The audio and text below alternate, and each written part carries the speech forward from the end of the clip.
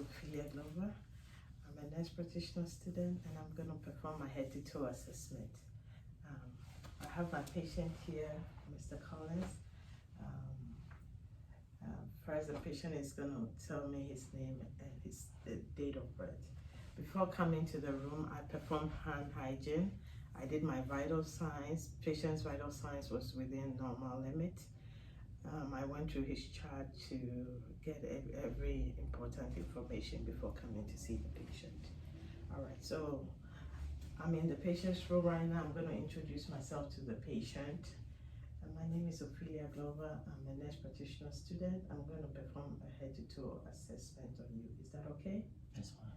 Patient has given consent for me to go ahead and perform the head to toe assessment. Can you tell me your name and your date of birth? Colin Sherman, 9/23/77. Okay. Can you tell me what day it is today? 11/10/20. All right. So patient was able to tell me their name, their date of birth. Patient was able to tell me what day it is today, meaning patient is alert and oriented. So I would have compared his name, what he told me, to if it was in a hospital with the armband, to make sure that whatever the patient said was correct. All right, so I'm going to go ahead and start. I'm going to start from his head, working my way down to his feet. All right, the first thing I'm going to start with is inspecting. So I'm going to inspect his head on both sides. If the patient had hair, I'm going to pat his hair and look at the distribution on his head. But the patient is bald-headed.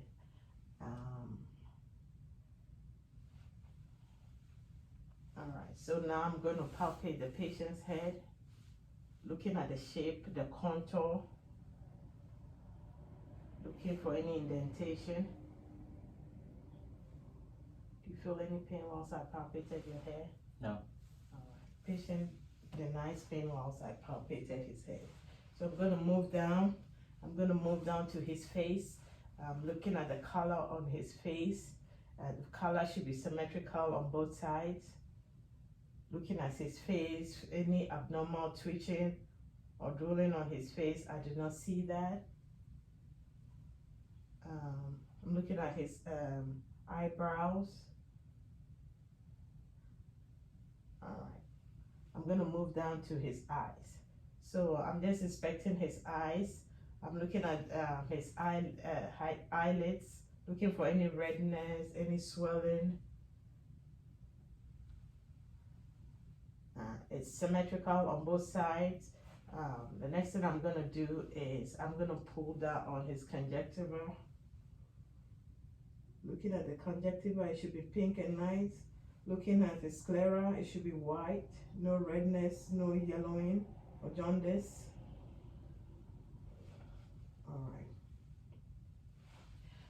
Then from there, I'm going to get my light source, which is my pen light.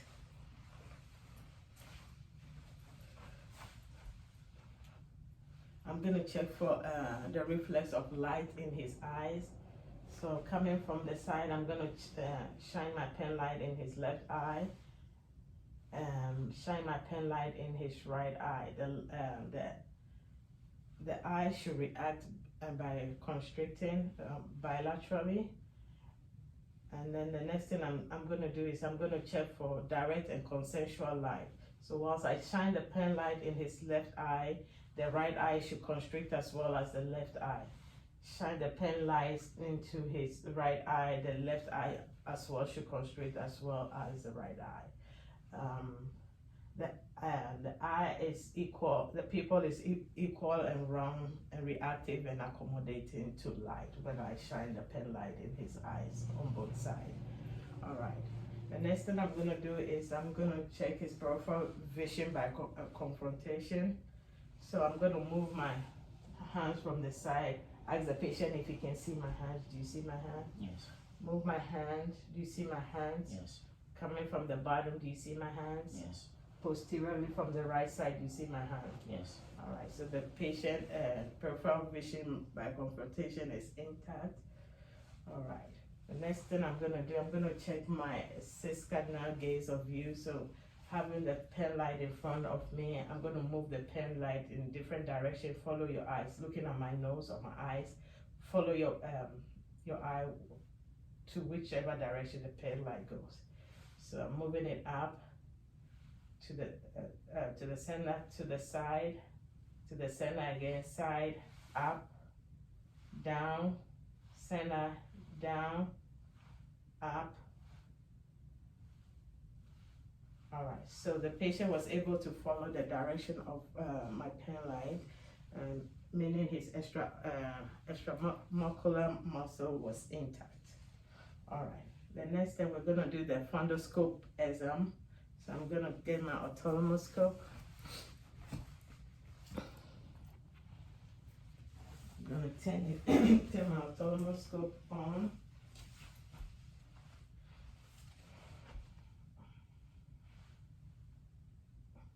All right. So with my right eye, I'm gonna come close to the patient about a 15 degrees angle. Putting my hands on the patient's shoulder, coming very close to the patient. Keep your hands up. So, coming about 15 degrees close to the patient. I should be able to see the red reflex, to see behind the pupil. To be able to locate the optic disc as well as the physiological cup, and I'm going to move slightly nasal to be able to see the fovea as well as not losing the red reflex as well as the macula. All right, I'm going to do the same thing for the left eye. Still coming close to the patient about a 15 degrees angle. Looking for the red reflex.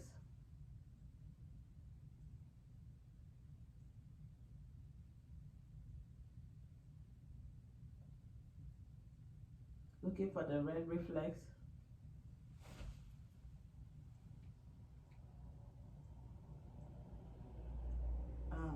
And moving to be able to see the optic disc,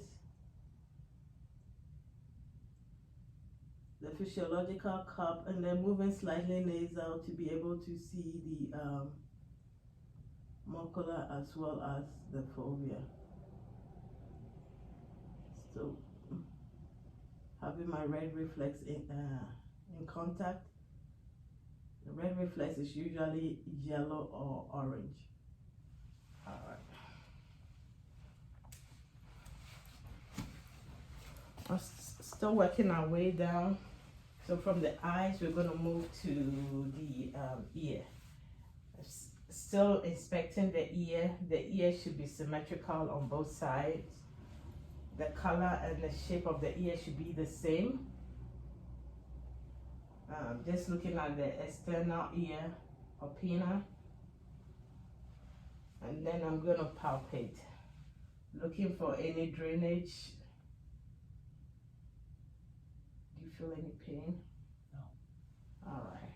I'm looking for any drainage, any inflammation, any redness on both sides. Patient denied any pain whilst I palpated and inspected his ears. Did not see any drainage, any redness from the ear, external ear. Now I'm gonna get my otoscope.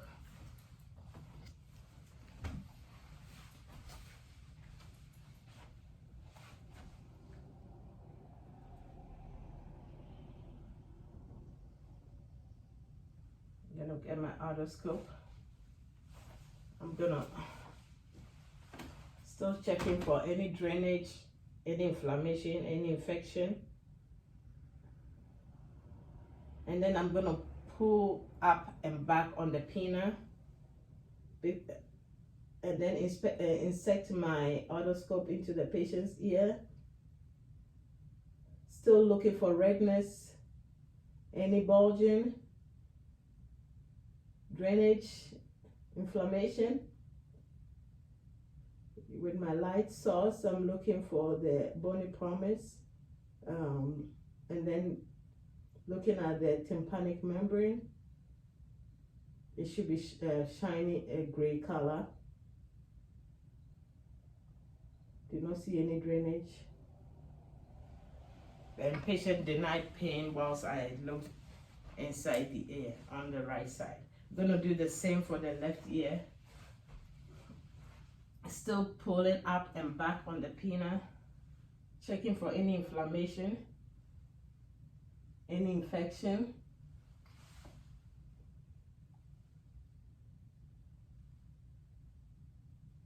I'm gonna look at the bony premise to see the tympanic membrane. It should be shiny gray color.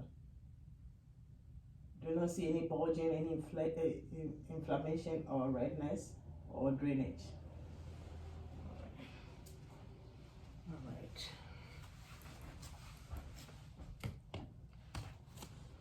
All right, from the ears, we're gonna move down to the nose. Still inspecting the nose. It should be symmetrical on both sides. Then I'm gonna palpate the nose. Do you feel any pain whilst I palpate your nose? No. Patient denied pain whilst I palpated his nose. I'm gonna push down on the tip of the nose.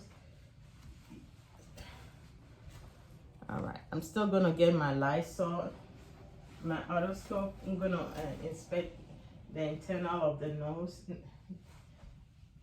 All right, so still looking for any drainage. Turn on my light. In the right nose, any redness. Looking at the septum, it should be midline, not deviated. The turbinate should be pink and nice. Still on the left side, looking inside the nose for any inflammation, redness. Looking at the septum, it should be midline, not deviated. And then the turbinate should be pink and nice. All right. So working our way down, the next thing is I'm going down to the mouth. So with the mouth, in normal circumstances, I would perform hand hygiene, don gloves. So I'm just assuming I have done that. I'm gonna palpate on the mouth. Whilst I inspected the mouth, I'm looking at the lips. It shouldn't be dry, red, no crust on the lips, no sore or ulcers, no cyanosis. Patient did not pain whilst I palpated and inspected the lips. All right, so we're gonna move down inside the mouth. So I'm gonna get a tongue blade.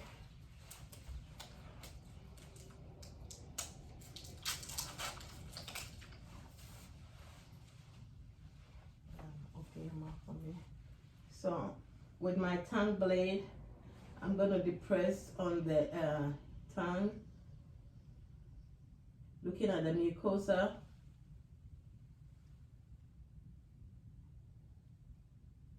It should be moist, pink. Lift your tongue.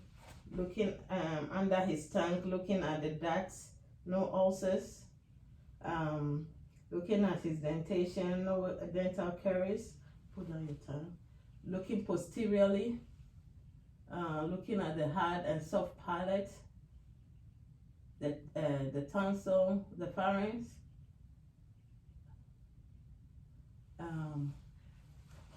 Say ah. So while the patient said I inspected the uvula should rise, and it should be midline, not deviated.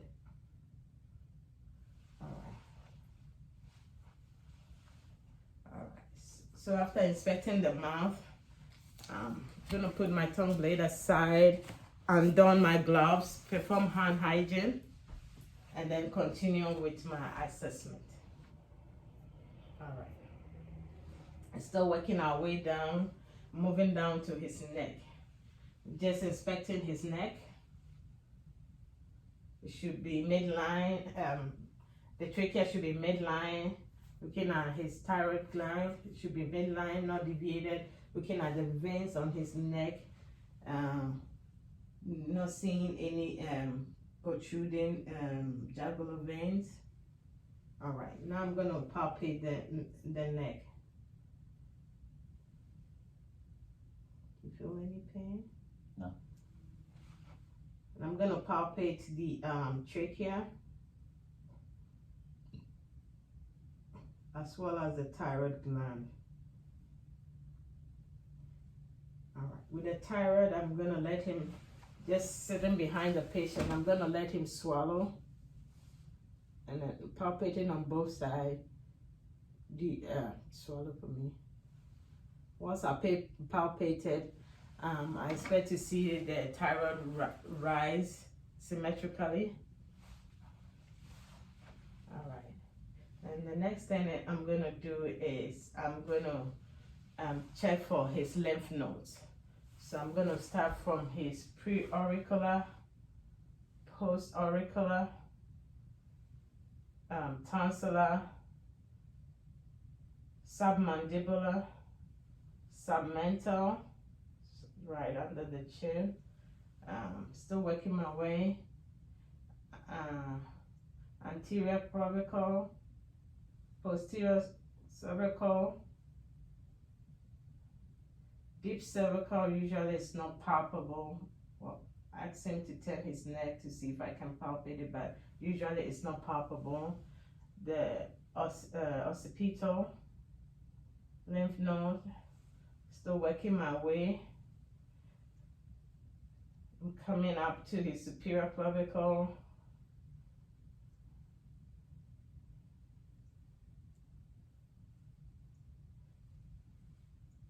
Inferior clavicle, axillary lymph node, which should be under his armpit.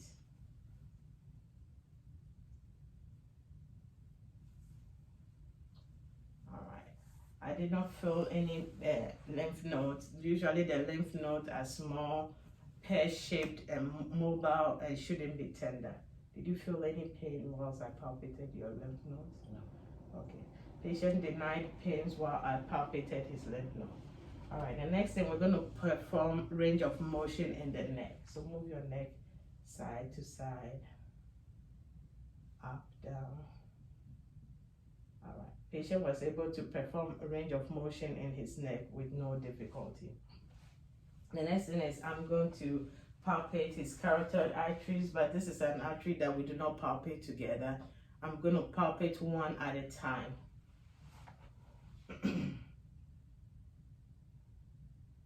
Because if you palpate the two bilaterally at the same time, you can let his blood pressure drop. So I'm just going to palpate one at a time.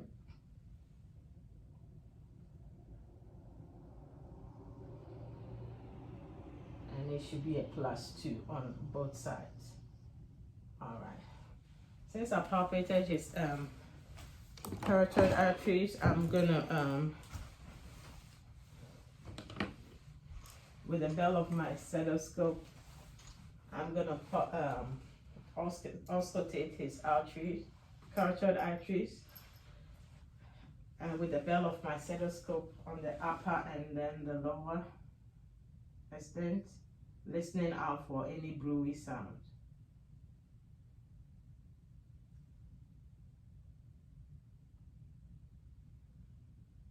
Gonna do the same for the right side. Did not feel any brewy sound on the upper and then the lower extent.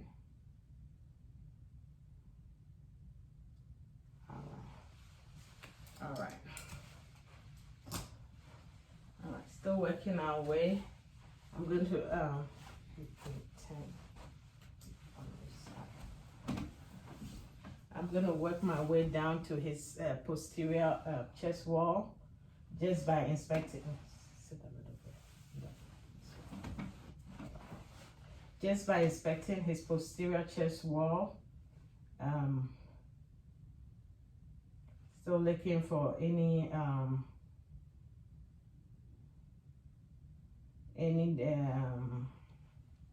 just looking at his chest wall, and then after inspecting, I'm gonna palpate his chest wall, looking for any masses, any lesions.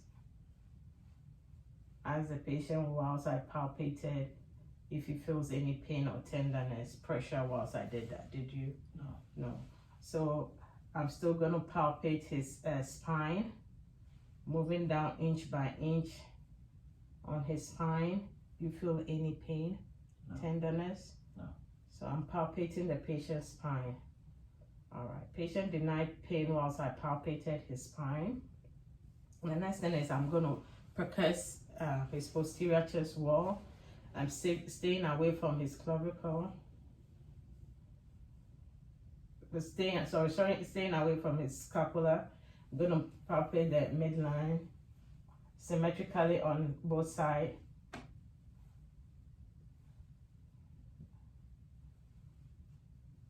The sound should be resonance throughout.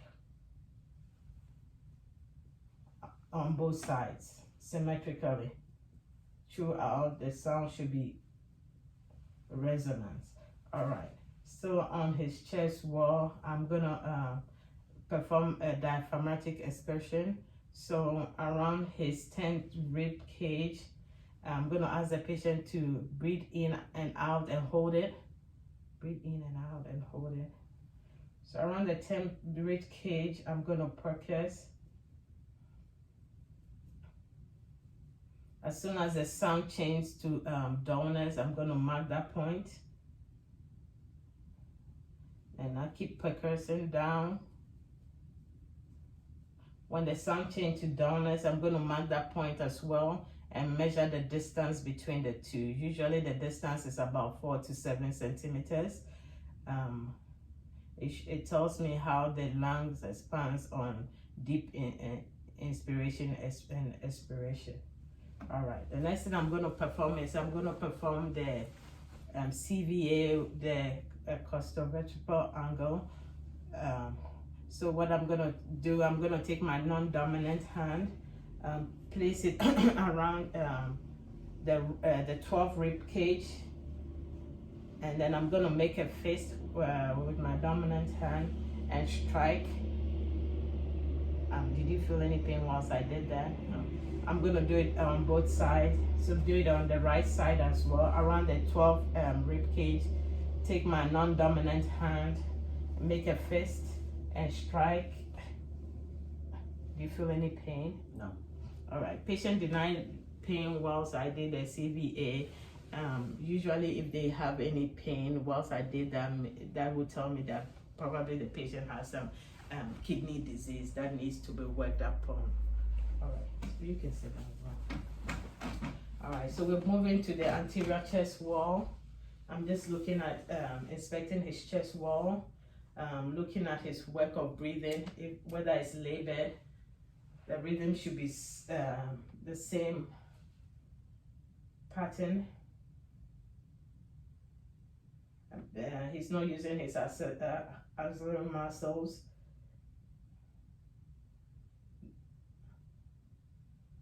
All right, looking at the chest wall, it's not barrel shaped. All right, the next thing I'm gonna do is I'm just gonna palpate his chest wall. You feel any pain? No.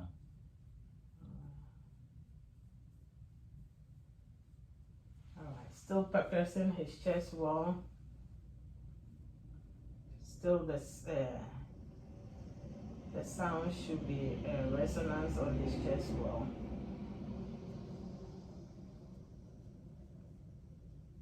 All right. The sound should be a resonance with no dullness on the chest wall. Then I'm gonna move on to auscultating his lung sounds as well as his heart sounds. All right. So I'm gonna listen to the heart sounds in 6 different places on the left and the right.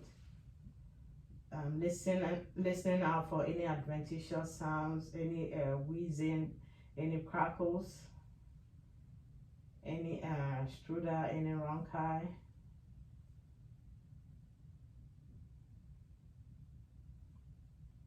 Take a deep breath in out anytime you feel. Breathe through your mouth.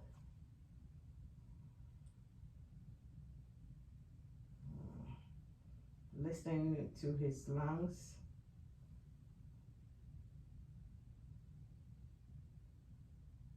And listening on the lateral side as well.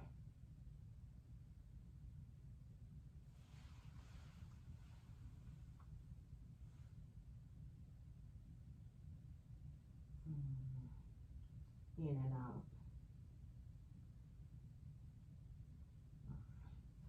So I listened to his heart sound on both sides. Did not feel any adventitious sounds, no wheezing, no crackles. So I'm gonna go ahead and listen to his heart sounds. All right. So I'm gonna listen in the 5 different areas from the aortic valve with the diaphragm of my stethoscope, the pulmonic,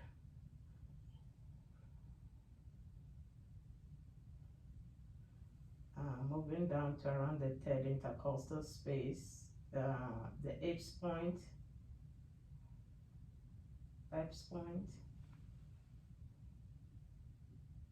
listening out for the S1, S2 sound.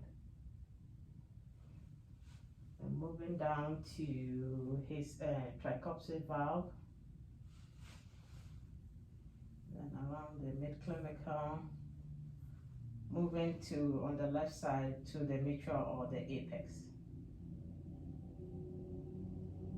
Alright, still listening out for the S1, S2 sound. Alright. The next thing I'm gonna do, I'm gonna use the bell of my stethoscope to listen out for murmurs, still in the same areas. So from the aortic, with the bell of my stethoscope,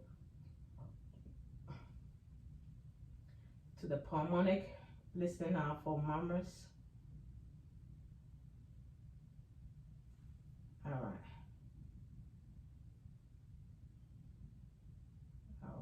S1, S2. Listen to the tricuspid. Sorry, I'm listening out for murmurs.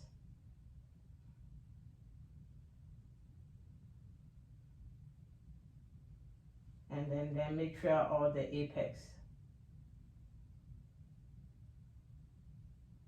All right. I'm gonna move on to his abdomen, and you can lay down now. All right. So still with the abdomen, inspecting the abdomen, looking for any bulging. Whether the abdomen is flat, protruding, rounded. All right, so with the abdomen, this after inspecting, I'm going to auscultate. All right, I'm going to listen to the bowel sounds in the 4 quadrants. I'm going to start from the right lower quadrant,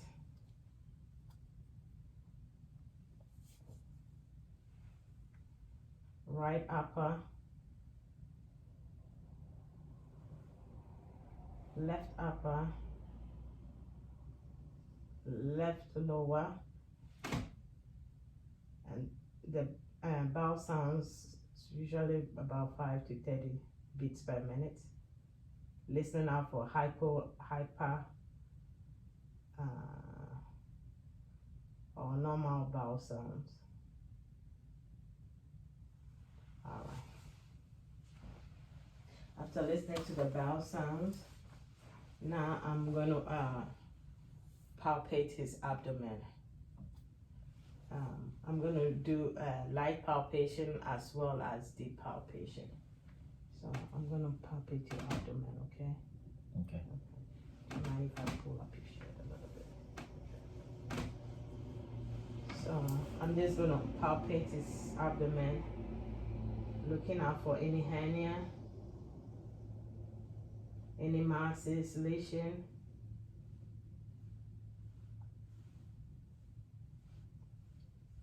All right. Do you feel any pain, tenderness when I did that? No. Patient denied pain. So now I'm gonna go ahead and do deep palpation. I'm gonna press down my fingers about maybe 3 centimeters deeper. Still feeling out for masses.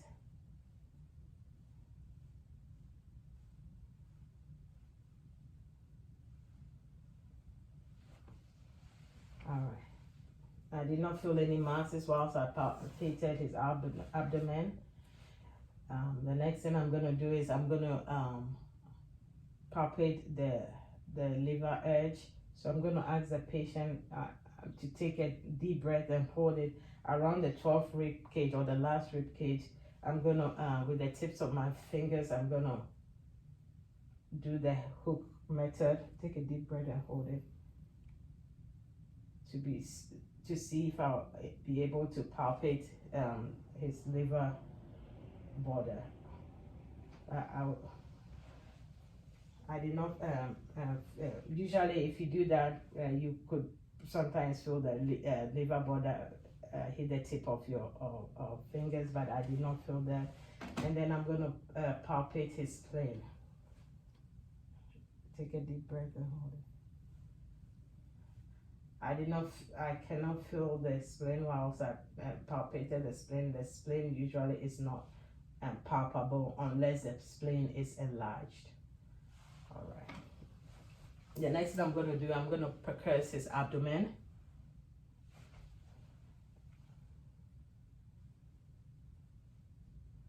The sound should be tympanic bilaterally on both sides throughout. If there's any dullness, the sound is tympanic, no dullness felt. All right, the next thing I'm gonna do is I'm gonna measure his liver span. So from his mid clavicle around the umbilical, I'm gonna from the inferior, I'm gonna start palpating.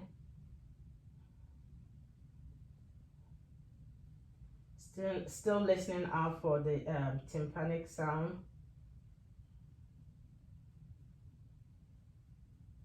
All right, so around the place when the sound changes to dullness, I'm gonna mark that point, and then coming from the superior, I'm gonna palpate. Still listening out for the tympanic sound. All right, so around the place when it changes to dullness, I'm going to measure the two distance. Usually it's about 6 to 12 centimeters. Measure with a tape, and that should be my liver span. Still percussing on the left side. I'm going to percuss.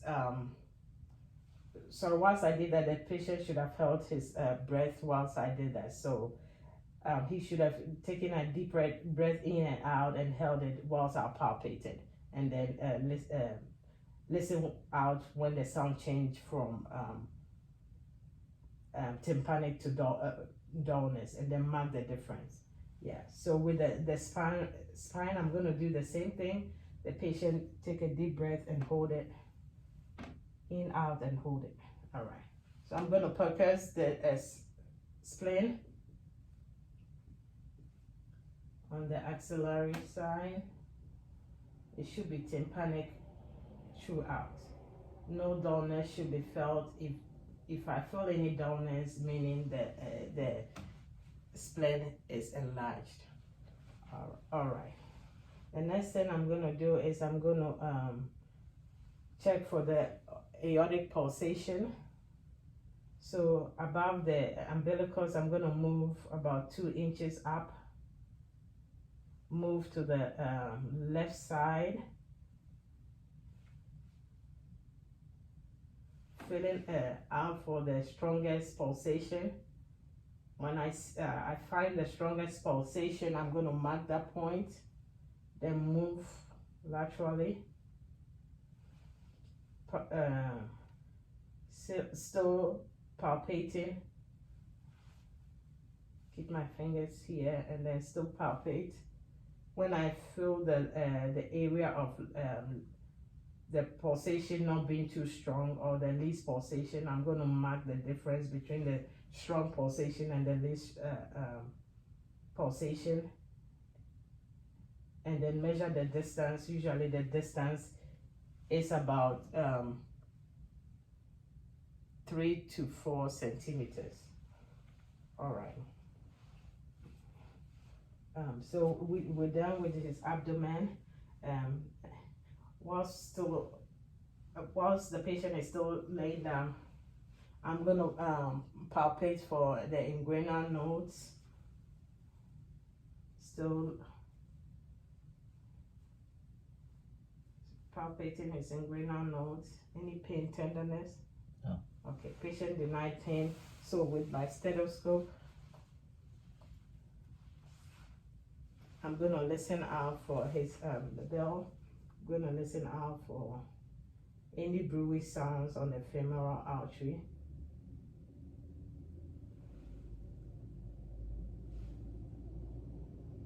Listening out for any brewy sounds. You can sit up.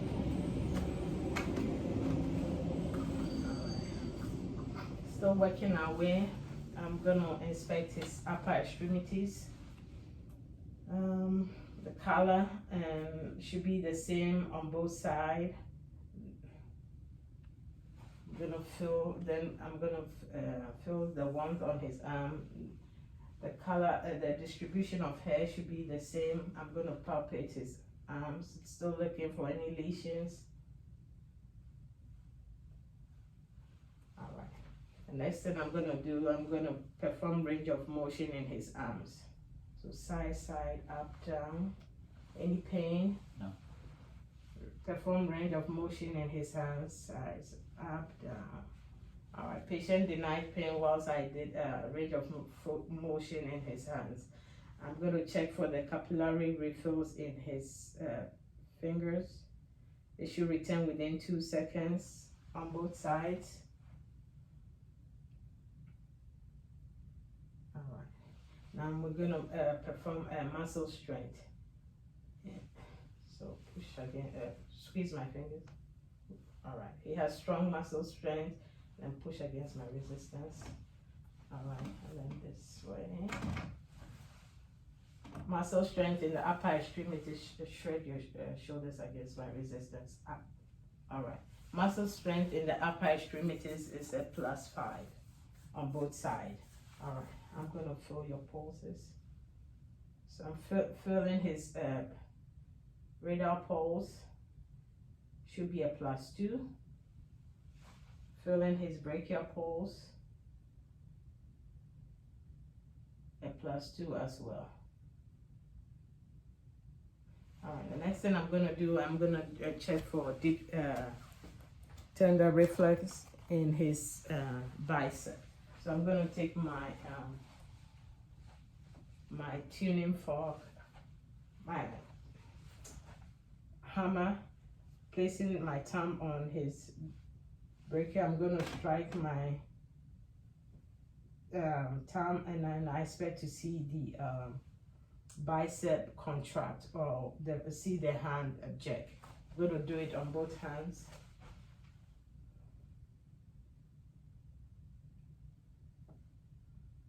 So whilst I strike my fork or my hammer, I should expect to see the bicep contract. Or see the hand jerk, which is a normal finding. One thing I forgot to do whilst I did his ear, I should have performed the whisper test.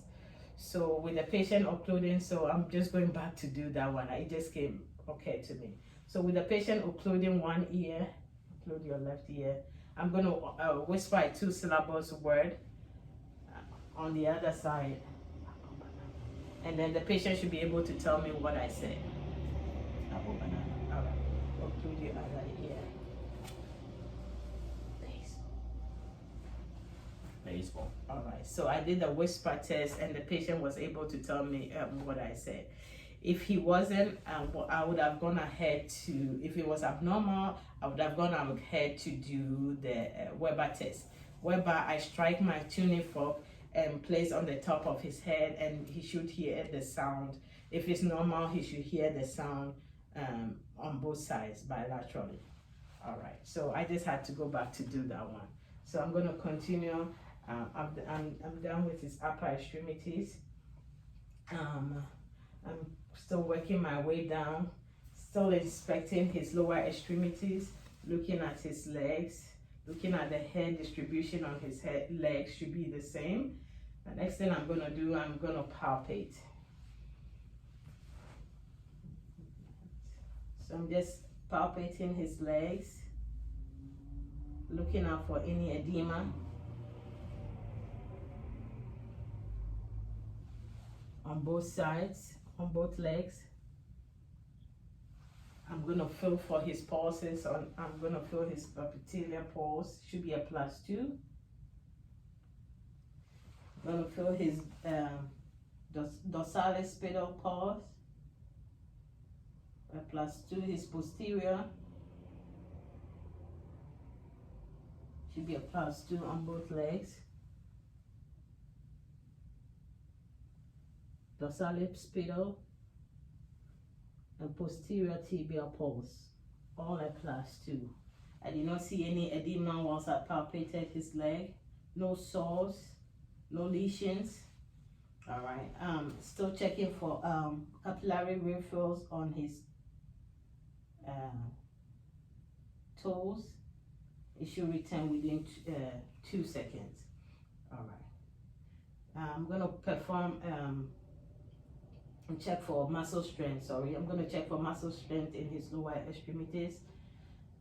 So I'm going to push against your feet, push against my resistance.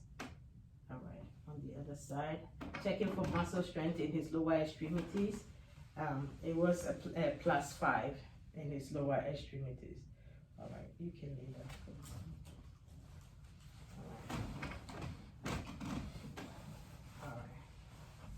The next thing is I'm going to check for range of motion in his hips as well as his knee. So I'm going to move his leg and then do the internal rotation as well. So I'm going to move your knee. You feel any pain? No. All right, on the right, range of motion. And I'm going to do the internal and external adduction and abduction. So external, range of motion, as well as internal. Out and then in, and then this one as well. All right. Did you feel any pain whilst I did that? No. All right. The next thing I'm going to do is I'm going to check for the plantar reflex. So I'm taking, I'm just use my hammer. I'm going to stroke under his feet and bilaterally, sorry, it was a little ticklish. I'm going to stroke under his feet, and then usually what you expect to see is the toenails to curl in. With babies, usually it will fan out. All right, so that was normal. All right, the next thing I'm gonna do is I'm gonna let him to take the heel of your right foot and run it over your left. All right, do the same for the other. So the patient performed heel to shin, and he was able to do it with no difficulty. The coordination was good whilst he did that. All right, you can sit up for me. All right, the next thing we're gonna do the finger to nose. So I'm gonna move my finger in different directions, and then you touch your nose and touch my finger in. So touch my finger.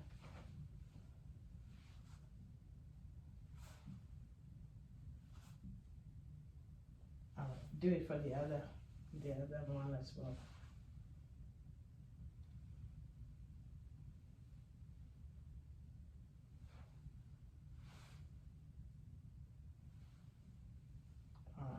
So the patient was able to do the nose to finger test, and he had good coordination. People with stroke sometimes are not able to perform that.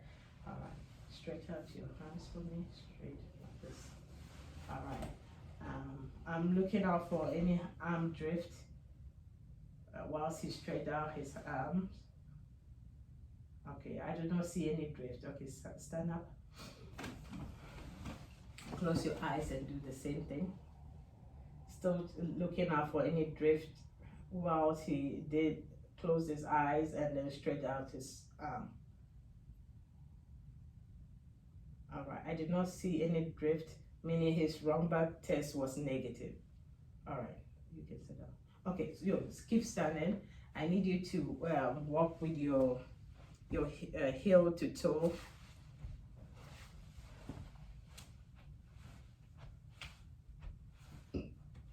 All right, and walk normally. All right. So patient was able to perform heel to toe test by walking with his heel in front of his toe. He was steady whilst he did that, and then he was able to ambulate, and his ambulation was steady as well. All right, you can sit up. So the next thing we're gonna do the prick test. So having a sharp object like a blunt pin or something, I'm gonna prick the bony premise of his toe and then ask him if he feels it whilst I did that. So assuming this is a sharp object, I'm gonna prick. You feel the prick? Yes. All right. I'm gonna do it on the other body premise of his toe as well. Do you feel the prick? Yes. All right. The next thing I'm going to do is I'm going to do the vibration position sensation. So with my tuning fork, I'm going to strike my tuning fork, and I'm going to put, close your eyes. I'm going to put it on his toe, bony promise. And did you feel the vibration? Yes. And then I'm going to hold it and the vibration and ask him if he felt it when it stopped. All right. So I'm doing the same for the other two. I'm going to strike the tuning fork, putting it on the. You feel the vibration? Yes. All right. And then I'm going to hold it and ask him whether he felt it when it stopped. All right. And the next thing I'm going to do is I'm going to check for deep tender reflex in his knee as well as his ankle. So with my tuning fork, the hammer of my tuning fork, I'm gonna strike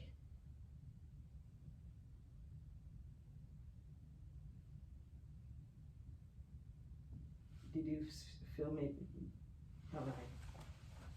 Sometimes you feel the knee jerk when you strike the tuning fork, and that's a normal finding. Did you feel that? All right. I'm gonna strike, check for deep tender in his ankle as well. And when I did that, his feet jerked a little bit, which is a normal finding. I'm doing it on the left leg as well. I'm gonna strike the tuning fork, or the hammer of the tuning fork. If his feet jerked a little whilst I strike the hammer, which is a normal finding.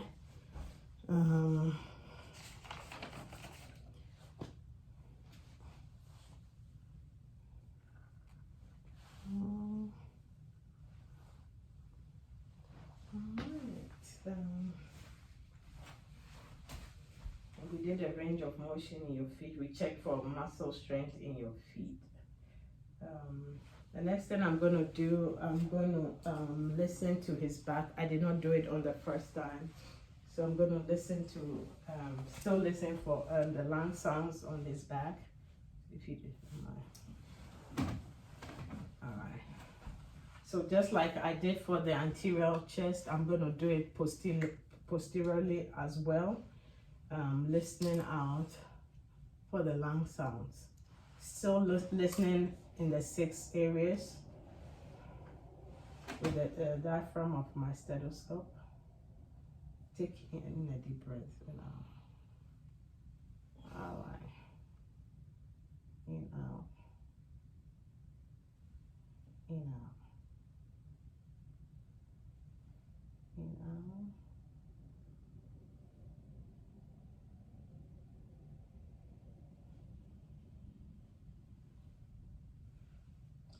And then I've listened to the posterior. I'm going to listen to the lateral side as well.